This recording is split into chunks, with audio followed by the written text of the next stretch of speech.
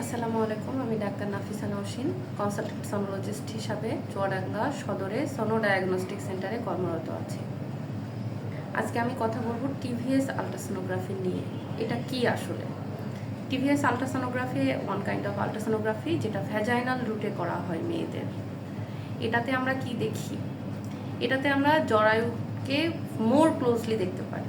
Normal আল্ট্রাসোনোগ্রাফির থেকে এটাতে 10 Times better resolution এবং ভিউ পাওয়া যায়। এবং টিভিএস আল্ট্রাসোনোগ্রাফি যে কোনো রোগ ধরার ক্ষেত্রে আমাদেরকে একটি অভূতপূর্বভাবে হেল্প করছে। যে কোনো আর্লি প্রেগনেন্সি, যেমন নর্মাল আল্ট্রাসোনোগ্রাফিতে প্রেগনেন্সি 7 to 8 উইক্সে ফিটাল পোল হার্টবিট দেখা যায়, কিন্তু টিভিএস যদি করা হয় 6 উইক্সে আমরা হার্টবিট সহ বাচ্চাটা ভালো আছে কিনা, জরার কন্ডিশনটা কেমন, সব কিছু বলে দিতে পারি। অনেক ছোট ছোট টিউমার জরায়ুতে, যেটা টিভিএস আল্ট্রাসোনোগ্রাফির মাধ্যমে খুব ভালোভাবে বোঝা যায় এবং ধরা যায়। বিশেষ করে যারা বন্ধ্যাত্বের চিকিৎসা নিচ্ছেন, বন্ধ্যাত্বের চিকিৎসার ক্ষেত্রে টিভিএস অভূতপূর্ব একটি সাফল্য নিয়ে এসছে।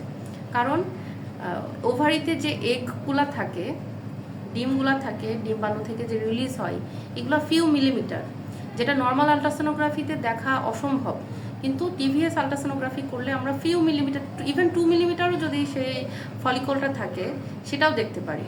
এবং এটা কোন সময় কোন ওষুধটা দিতে হবে ইনফার্টিলিটি ট্রিটমেন্টের ক্ষেত্রে, যেটা খুব ভালোভাবে বোঝা যায় যে কখন আমি এফএসএইচ দিব, কখন এইচসিজি ইনজেকশনগুলো দিব। অনেকেই আছেন যারা ইনফার্টিলিটি ট্রিটমেন্ট নিচ্ছেন, তাদেরকে কিন্তু রেগুলার টিভিএস করা হয়। টিভিএসে খুবই ভালো রিপোর্ট আসে। নর্মাল যেটা রোগ নির্ণয়ের ক্ষেত্রে বিশেষ করে নর্মাল আল্ট্রাসোনোগ্রাফির থেকে টিভিএসটা অনেকটাই রিলায়েবল। এখন আসে কথা যে টিভিএস করতে গেলে আমাদের ব্যথা লাগবে কিনা। না, টিভিএস করতে গেলে মোটেও ব্যথা লাগবে না। আপনার রিল্যাক্স থাকতে হবে। রিল্যাক্স থাকলে এটাতে কোনো ধরনের কোনো ব্যথা বা অন্য কোনো সমস্যা দেখা যাবে না। ইভেন আরেকটা যেটা রোগ, যেটার ক্ষেত্রে টিভিএস খুবই ভালো একটা রিপোর্ট দেয়, সেটা হচ্ছে একটোপিক প্রেগনেন্সি। আমরা জানি একটোপিক প্রেগনেন্সি কিন্তু মারাত্মক একটি রোগ, যেটাতে বাচ্চা থলি বা বাচ্চা সহ যে স্যাকটা, সেটা জরায়ুর ভিতরে না বসে বাইরে বসে। তো এই ক্ষেত্রে নর্মাল আল্ট্রাসোনোগ্রাফিতে অনেক ডাউট থাকে যে না, আসলে বাচ্চা বসে নাই, কোথায় বসছে।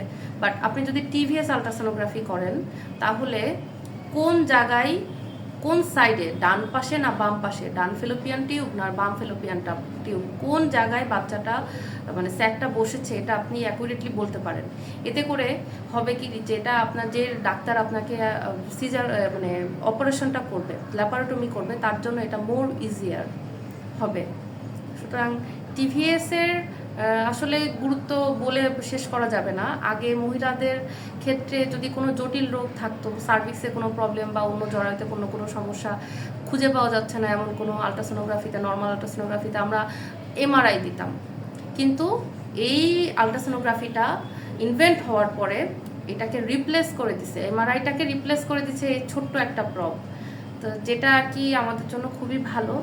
আশা করি বুঝতে পেরেছেন। টিভিএস নিয়ে আপনাদের অনেকের কোশ্চেন থাকে, এই জন্যই আমার এই ভিডিওটা বানানো। ধন্যবাদ সবাইকে।